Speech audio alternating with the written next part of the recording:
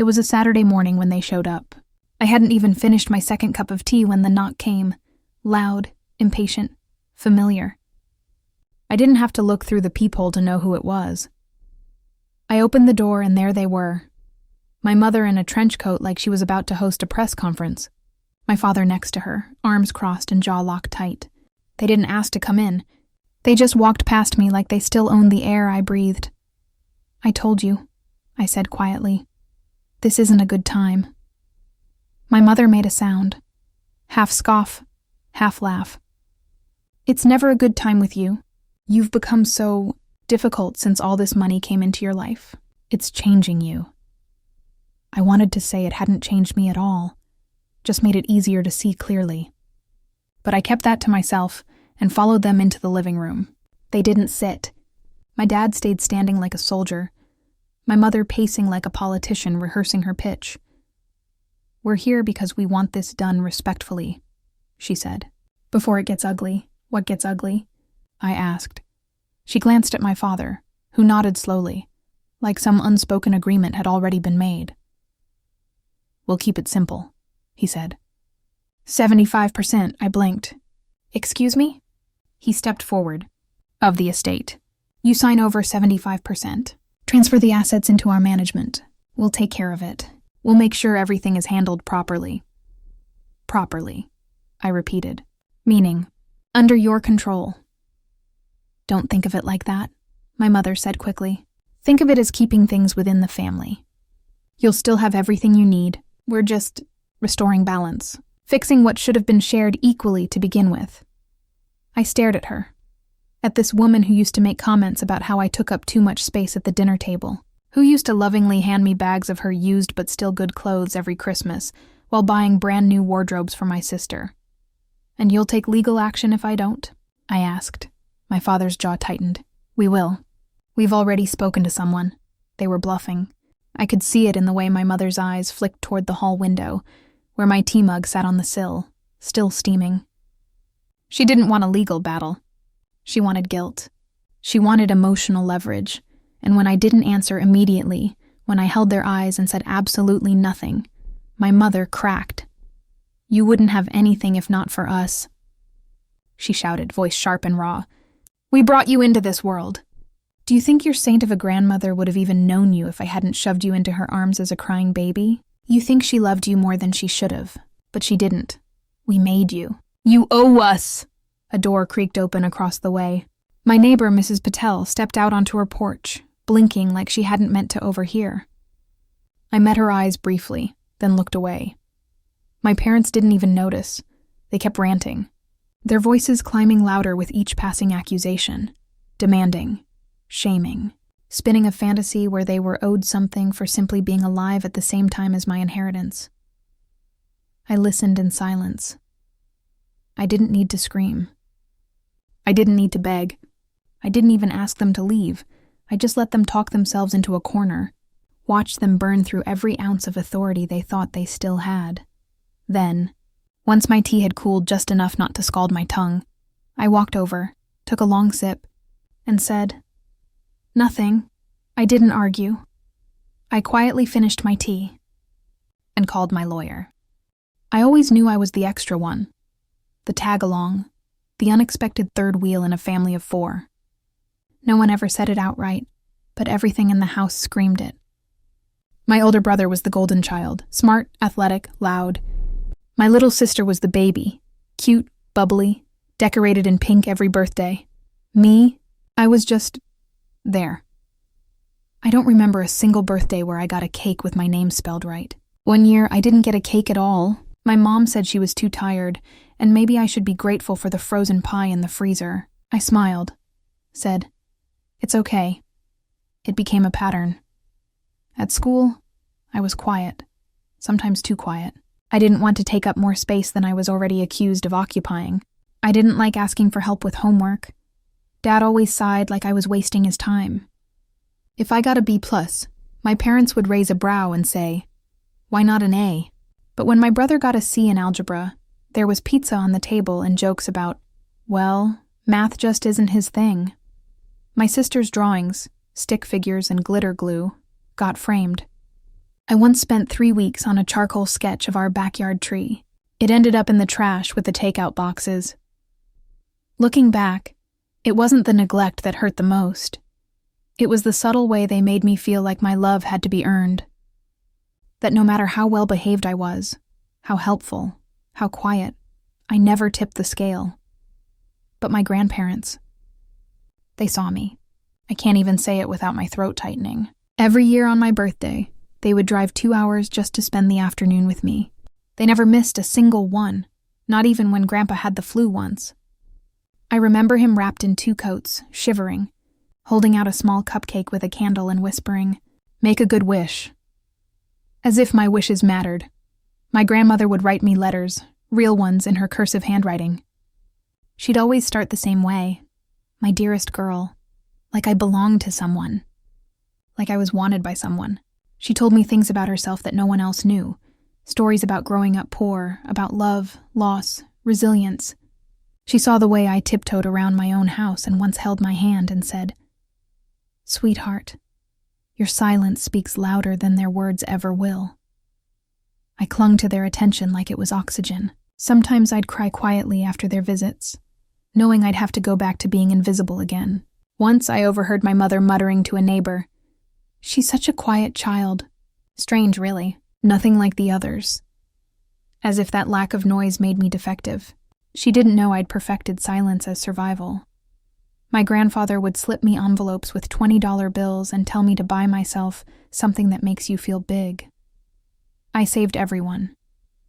Not for the money, but for the note inside that always ended with, "You're going to surprise them one day." I didn't know what he meant back then. But now I do, and they had no idea how right he was. It wasn't the money that would change everything. It was the quiet girl they never thought to fear. Weekends with my grandparents felt like stepping into a completely different world. At home, I walked on eggshells trying not to take up space. But at their house, I was constantly reminded that I belonged. The moment I stepped through their creaky front door, the one with the little bell that jingled when it closed, I could feel my body unclench. It smelled like nutmeg and old books, and somehow that scent alone made me feel safe. My grandmother always wore an apron, even if she wasn't cooking. "Just in case you feel like baking," she'd say. And more often than not, I did. She taught me how to roll dough without overworking it, how to tell when a pie was cooked through by the scent alone. Whenever I sprinkled sugar over fresh fruit, she'd smile and say, "You've got a careful hand. You pay attention. Most people miss the details." No one had ever described me like that before. Careful? Attentive? At home, I was too quiet or too sensitive. My grandfather was softer than most men I knew, but he was never weak. He treated me like an equal, holding my gaze when I spoke, nodding thoughtfully like every word I said mattered. We'd take long walks together, slow, peaceful ones where we barely talked sometimes. Just side by side, he'd take my hand gently if I got too close to the curb. Once he said, "Your mind is wide. Don't let anyone tell you otherwise." I was 10. I didn't fully understand what he meant, but I understood how it made me feel. They kept a spare room for me, though it was technically the guest room. It didn't feel like one. The walls were pastel blue, with hand-sewn curtains and a tiny bookshelf that slowly filled with books only I read. Grandma once told me, "We pick up a new one every time we go to the flea market, just for you." I actually believed her. That room had a desk with a little leather-bound journal in the top drawer. On the inside cover was a note in Grandma's elegant handwriting, "Write everything down. One day it will make sense." I filled that journal slowly, small thoughts, little stories, miniature heartbreaks. But it was a place where my voice didn't feel like an inconvenience. When I finished it, she gave me another, and another. By the time I turned 17, I had a full row of them, like my own quiet archive. Every Christmas, instead of plastic toys or ugly sweaters, they gave me something deeply personal. A locket with my initials hand-engraved, a charm bracelet with a single tiny pie tin hanging from it, and then there was the quilt, hand-sewn over 2 years, with squares composed of fabric from my childhood shirts, hidden hand-stitched messages stitched across the back, like tiny love notes pressed into the seams. "You deserve to be wrapped in love. Grandma had whispered when she gave it to me. When I would leave their house on Sundays, I could feel the difference press onto my shoulders as soon as I got into my parents' car. The silence would grow. The temperature would drop. I'd go back to being the ghost in my own home. I never told them how it felt because, deep down, I don't think they would have cared. But Grandma and Grandpa knew, without me saying a word. They never spoke badly about my parents, but I saw it in their eyes. The way Grandma's face tightened when she saw a bruise from cheerleading that no one had bothered asking about. I saw the knowing look Grandpa gave when I said I was fine too quickly. They never pushed, never pried. They simply gave me something no one else did. A sense that I had a right to love, space, and legacy. And maybe that's why, in the end, they chose me, not out of pity. Not because of blood alone, because they knew I saw them the way they had always seen me. It was a gray, bone-deep cold kind of day. The kind that settles into your ribs and feels like it isn't going anywhere for a while. 2 identical caskets stood at the front of the chapel, each blanketed with lilies. My grandparents had died 3 days apart. It was almost poetic, the way people who truly belong to each other sometimes leave this world together. My brother and sister cried, but it felt performative. My mother dabbed her cheeks with a monogrammed handkerchief, but she kept eyeing the crowd. I sat in the second row, hands folded, holding still. My grief didn't shout. It strangled. My throat ached with all the things I still hoped to say to them. My father, meanwhile, was already whispering to someone about the property value of the house. I could hear him 2 rows back. It's waterfront, you know. Next rehab could flip it easily for $700K. The service ended and I stood there for a while, not moving, just watching people hug and murmur and leave, like grief was something you scheduled between errands. I watched my mother wave to the caterer for the after-gathering like she was hosting a wedding. Then, just as I turned toward the exit, a man in a gray suit stepped forward. He looked vaguely familiar. At first, I thought he was another distant cousin. But then I recognized the tan leather portfolio tucked under his arm. The lawyer. My grandparents' attorney, Mr. Westlake. He approached nervously, eyes flicking behind me toward my parents, then back down to the envelope in his hands. "Miss Maxwell," he said in a low tone. "It's early and this isn't protocol. But your grandparents left clear instructions. You were to receive this at their service. Personally." My heart thudded once, hard. I took the envelope. It was heavy, cream-colored, my name written in my grandmother's handwriting across the front. I turned away slightly and peeled it open. There was a letter. Short, simple, loving. "If you're reading this, it means we had to leave sooner than we liked, but exactly when we were ready." And beneath it, a line that stopped me cold. "You are the sole beneficiary of our estate." I blinked, reading it again and again. It didn't make sense. Not a sole beneficiary. There had to be a mistake. They always said they hoped I'd go to school. Maybe left me something for college. But this? I quietly refolded the paper and tucked it back into the envelope, but my face must have changed because my mother lunged toward me a second later, her voice knife-sharp. "What did he give you?" she asked. Her fingers were already gripping my forearm, trying to peel the envelope from my hand in front of everyone. The lawyer stepped back, clearly not expecting this scene. My mother's voice rose slightly, tight with something that wasn't grief. "Is this about the estate? The house? They promised they'd write us into the will. You should be honest. We're family." I looked at her. At the woman who once told me to stop acting dramatic when I'd broken my wrist. The woman who made me feel like baggage in my own skin. I didn't need to answer. Mr. Westlake nodded subtly. "That won't be necessary, ma'am. The documents are quite clear." And that's when she gasped. Not in grief, not even in anger at first, but because for the very first time in her life, she realized she got nothing. The meeting was scheduled for the following week at Mr. Westlake's law office, an old converted townhouse with wood-paneled walls, Persian rugs and floor-to-ceiling shelves that smelled like pipe smoke and dust. I'd never been inside a lawyer's office before, but this one felt like a quiet place where secrets were spoken plainly. My parents insisted on coming, of course. "We deserve to know what's going on," my mother said, her voice too sweet, like frosting hiding something rotten underneath. My father didn't ask. He just announced it, as if it were a right. I can't say I wasn't nervous. I barely slept the night before. I kept reading the letter over and over, trying to make sense of it. Sole beneficiary. I thought maybe that meant the house, or maybe a chunk of savings. I told myself it couldn't be anything crazy. Grandma and Grandpa lived simply. They were generous, not extravagant. But the moment Mr. Westlake walked into his office with that thick folder and a tired kind of sympathy in his eyes, I knew something big was coming. He motioned for us to sit. My father took the chair directly across from the desk. My mother crossed her legs and folded her hands like she was being interviewed for a country club position. I sat to the side, closest to the door, my hands sweating through 2 tissues folded together in my lap. Mr. Westlake didn't waste words.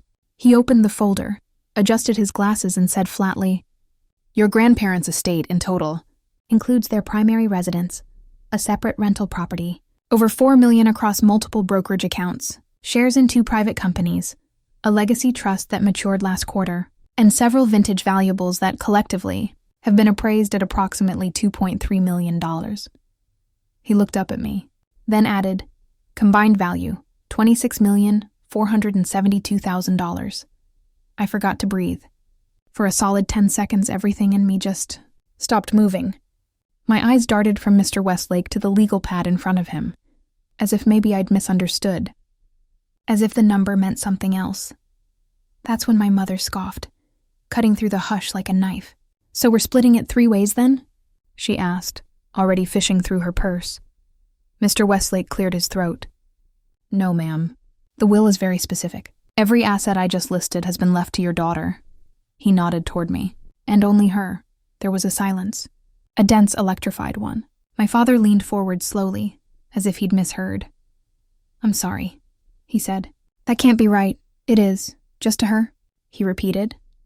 "Yes." My mother's mouth twisted. "Is this legal?" she asked. "Can they even do that? Cut their own children out of a will?" Mr. Westlake gave a tired, practiced smile. "Yes, ma'am. In this state, it is perfectly legal to leave assets to whomever one chooses. And in this case, both parties reviewed and signed identical wills, witnessed and notarized 2 years ago. Your names do not appear on any of the documents." "This is ridiculous," she snapped. "They would never have done this unless someone got in their heads." "Are you accusing your daughter of coercion, ma'am?" She paused. Something flickered in her eyes. "I'm saying it feels suspicious. I mean, what did she do for them that we didn't?" I didn't say a word, because I wanted them to sit in that question. I wanted her to squirm beneath the weight of it. What did I do that you didn't? I showed up. I remembered their stories. I celebrated their birthdays when no one else even called.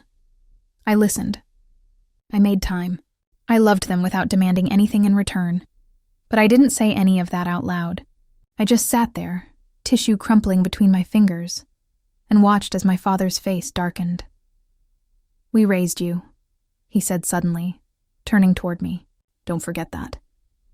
His voice was low, sharp with something bordering on venom. It wasn't a reminder. It was a warning. My mother joined in.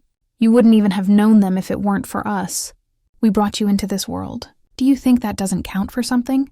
I looked at them, really looked, and for the first time I understood something. They didn't view this as loss. They viewed it as theft, that I had stolen something they believed was rightfully theirs.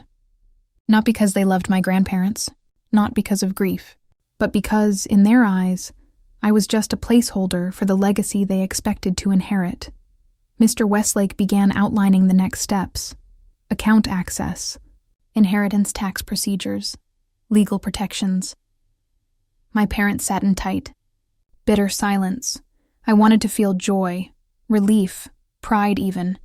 Instead, all I felt was a dull ache in my chest, and the flicker of something sharper waiting just beneath it. Whatever came next. I knew this was far from over. It started small at first. I think they assumed I was overwhelmed, maybe too young or naive to understand how big this all really was. Money has this way of making people show you who they always were, and my parents showed me fast. The day after the will was read, my mother called 3 times before lunch. When I didn't answer, she texted, "Let's talk about handling the money together, sweetheart. It's a lot for one person." sweetheart."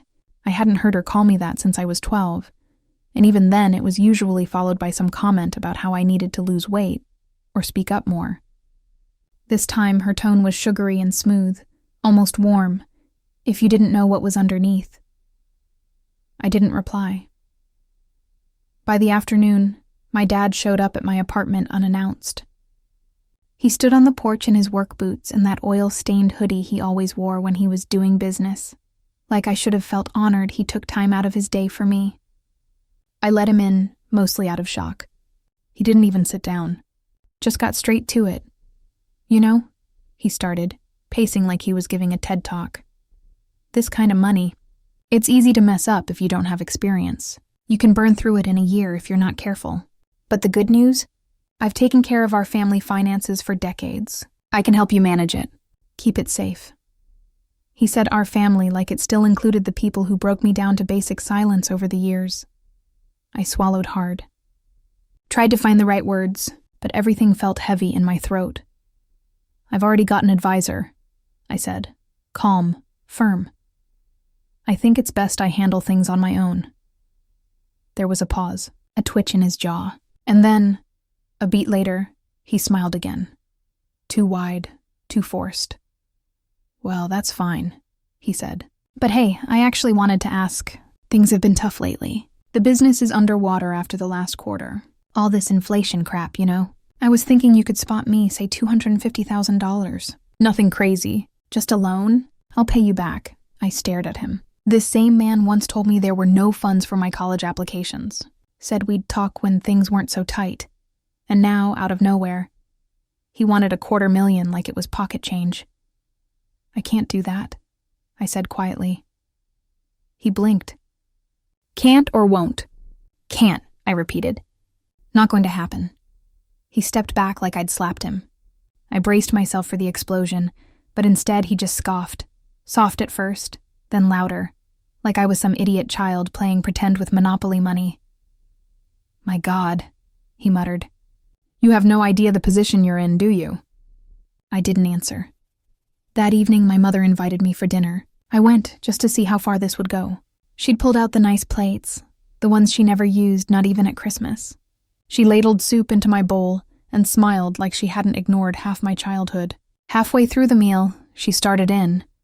"This isn't about money, sweetie. It's about family, about connection. We taught you values, kindness, sacrifice. This," she gestured vaguely at me, at my life. "It's not just yours. It's ours. We gave you life. You owe us." That word, owe, as if love was transactional, as if my grandparents hadn't left what they left because they saw how they were treated, how I was treated. I looked at her across the table, her perfectly raised brow, the gentle smile stretching too far. I said nothing, and in that silence, something shifted. Her smile cracked just barely. My stillness unnerved her. I think they both expected me to plead, to offer something, to bargain for peace. But I didn't. I just watched, quiet and unmoving, as the illusion they held of control slipped from their grip. They unraveled, slowly at first. More texts, calls, veiled threats cloaked in desperation. "Don't be selfish. You're making a mistake. People will say you're cruel." Each time, I responded the same way, with silence, because I wasn't going to argue about whether I deserved what had always been mine. I wasn't going to defend love given freely or loyalty returned in full. My grandparents made their choice. I didn't beg for it, steal it, or manipulate it. But now that I held it, they wanted it, badly, and they weren't even close to done. They thought I was cornered, that I was going to cry, that I'd break under the pressure of their noise, that I'd fold because that's who they remembered me to be, quiet, obedient, eager to please. But what they didn't know was that I'd been preparing for this conversation long before my grandparents even passed. Long before that last hospital visit when Grandma took my hand without words and held it like she knew time was slipping. Maybe she did. It was 2 months before she died. When she sat me down at her kitchen table, the one covered in mismatched placemats, and crumbs from the cookies she always pretended not to. "Eat, sweetheart," she said gently. "When people smell even a whiff of money, They turn into who they really are. I'd laughed nervously, not really understanding what she meant. She leaned closer. Your mother will change her tone and your father will remember he has a daughter. But you, she tapped my wrist lightly. You stay still. Let people tell on themselves. At the time, I thought she was just being cautious, but now I realized she was laying bricks under my feet, building what I'd need to stand on when the shaking started. I flash back to that day often now. Because that same afternoon, she gave me a lockbox key and a code, told me where to find it if anything happened. Don't tell anyone. Not your siblings, not your parents, not even your friends. The folder inside the box held everything. Details of the trust, executor instructions, a list of accounts, layers upon layers of paperwork, every one of them signed, witnessed, notarized. My grandparents hadn't just gifted me an inheritance. They'd armored it like a fortress. When my parents stormed into my apartment demanding 75%, they'd had no idea that money wasn't even in my name anymore. Not technically. It was transferred into a family legacy trust under my full control, protected by clauses written so tightly even God would need a legal team to challenge them. The car they assumed I'd buy still took the bus. The apartment was modest. I kept my life quiet. I made sure the surface gave them nothing to grab. Power whispers loudest when you don't swing it around like a trophy. Also had a private fiduciary I hired weeks ago, a woman named Corinne who didn't blink twice when I said I wanted full asset diversification. She handled millionaires all day. To her, my situation was just another Monday. That calm, clinical approach steadied me. Through her, I'd started investments, estate plans, charitable accounts, everything my parents assumed I had no clue about. I'd already done. They didn't know I'd sat through every meeting with a notebook and a pen, silent, steady, asking the same question over and over. How do I make sure no one can take this away from me? They didn't know my grandmother recorded every conversation she had with her lawyer for documentation, or that she made damn sure her will left no room for ambiguity. They didn't know her final letter to me included one quiet piece of advice. Be gracious out loud, but protect yourself in silence. So while they were texting and threatening, while my mother was calling extended family to try and stir sympathy, while my father sent articles about guardianship and mismanagement of wealth, I was already miles ahead. I'd changed my number. I'd locked down the accounts. I'd altered legal permissions on everything, from insurance to medical power of attorney. They were planning a takeover. I was preparing a wall they couldn't even see until it was too late. And trust me, it was already too late. I should have seen it coming. I really should have. The moment they realized intimidation wouldn't work, and emotional blackmail had lost its grip, they reached for the final weapon, the public. It started with a letter. Thick envelope, certified mail, my name printed in sharp formal type. Inside was a summons to respond to a civil suit. My parents were suing me for undue influence and manipulation of the elderly. In plain terms, they were accusing me of tricking my grandparents, while they were dying, into leaving me everything. And somehow, I wasn't even shocked. Hurt, yes, but shocked?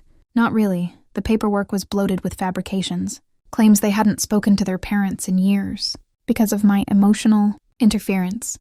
Allegations that I monopolized access, isolated them from their adult children, and encouraged cognitive confusion to sway financial decisions. It read like a twisted novel, a story built out of fragments they'd stretched past the point of sanity. But that wasn't the part that got to me. The part that made my chest go tight. They got my cousin involved, Nick. He was always drama-starved, always the one recording family gatherings like he wanted to sell them to TMZ. We hadn't spoken in years, but suddenly his name was popping up in comment threads and forums attached to a blog.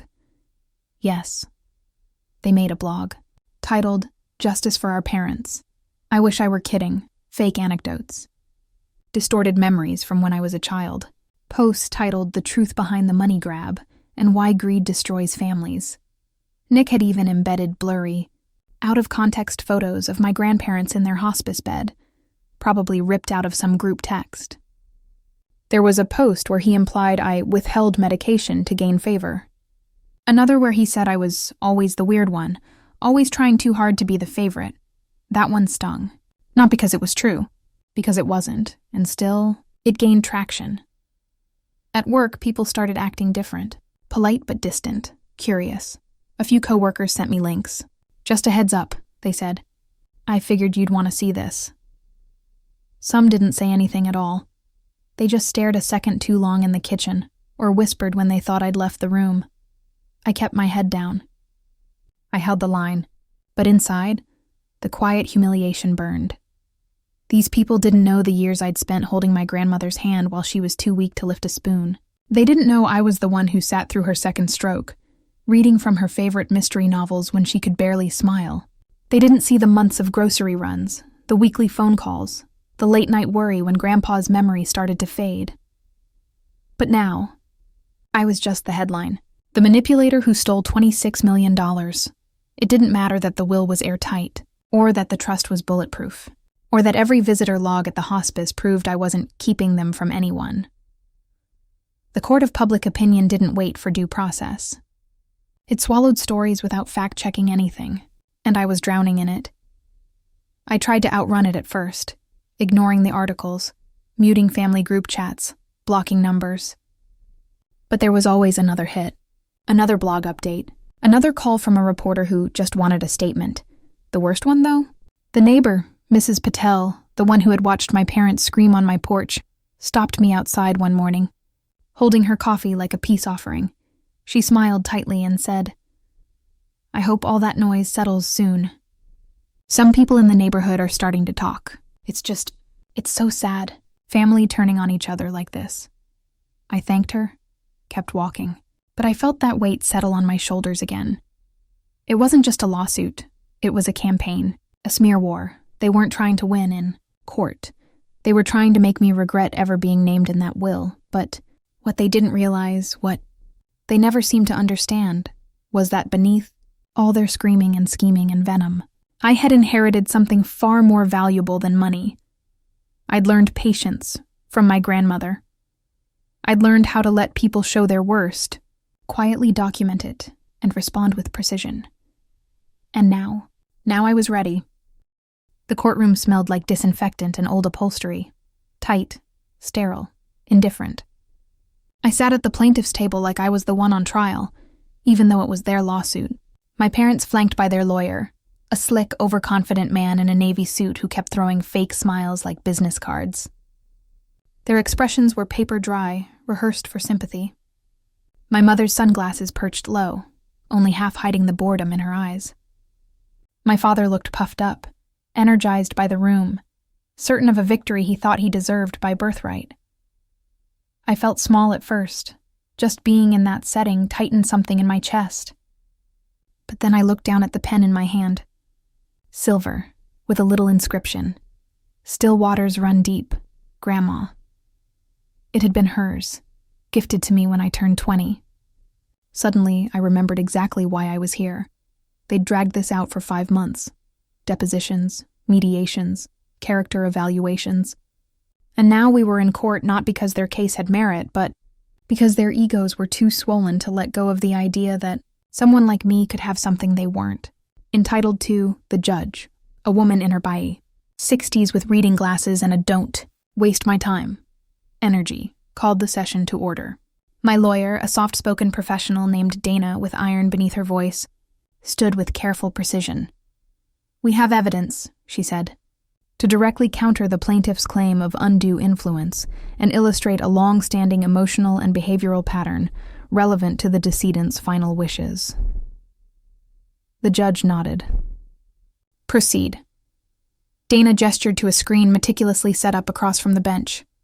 "This footage," she said, "was taken from within the hospice facility where Mrs. Maxwell, the defendant's grandmother, resided for the last 6 weeks of her life.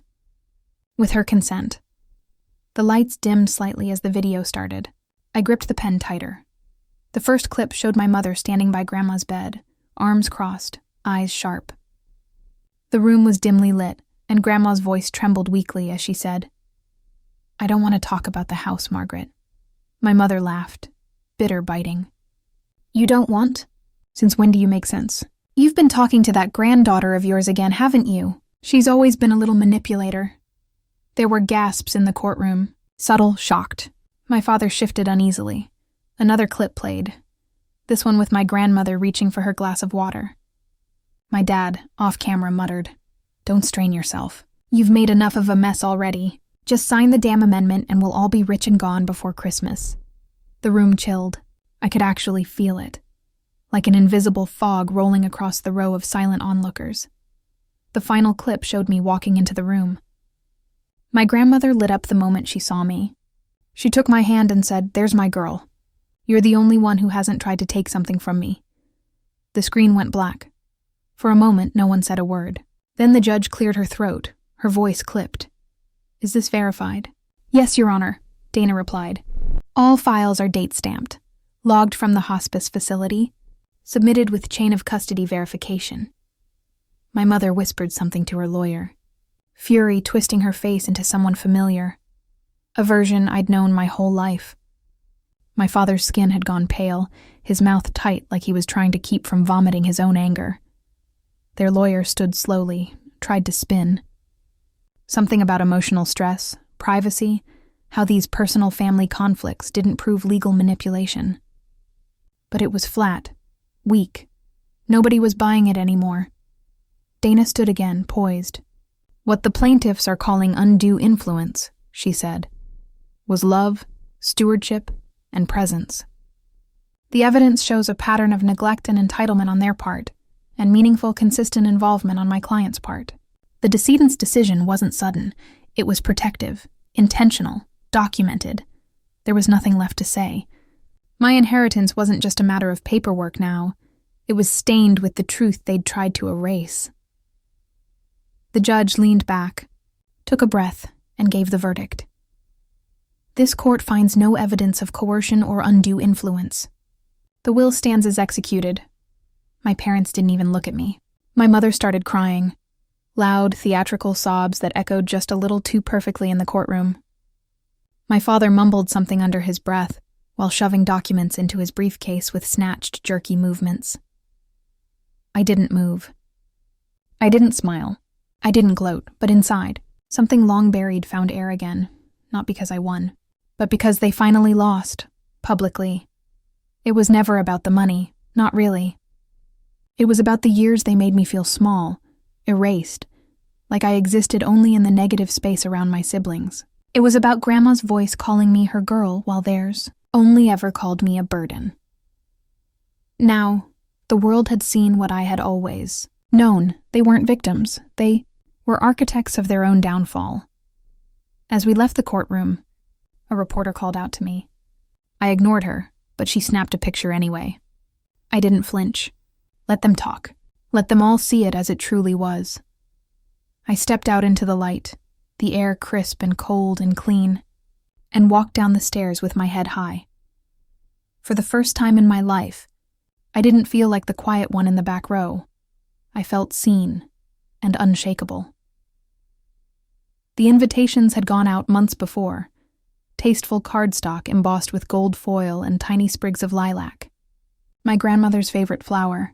The community center had planned the event to honor my grandparents' decades of service, their volunteer work, their mentorship, the Meals on Wheels program they helped fund long before there was any talk of estates and inheritances. It felt right to be there, full circle in a way. The room was washed in warm light, elegant but modest, just like they would have wanted.